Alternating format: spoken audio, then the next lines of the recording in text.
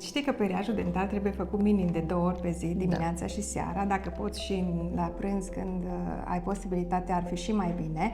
Periajul se face în felul următor. Deci începem cu o înclinare de 45 de grade față de gingie, facem mișcări ușor vibratorii la nivelul gingiei, după care, ca și cum am măturat dintele, cu mișcare sub formă de semicerc, vom peria fiecare dințișor în parte, partea exterioară, partea interioară se face la fel și partea pe care mușcăm rămâne în continuare cu mișcări orizontale pentru a curăța bine gropițele.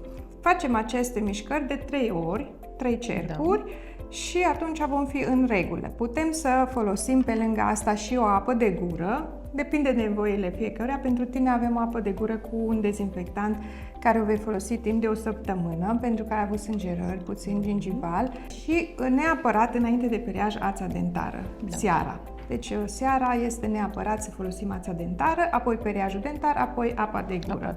La fel pentru tine îți recomand și o pastă de dinți care este specială pentru însănătoșirea gingiilor și ne putem vedea peste 2 săptămâni, facem un contract. Super!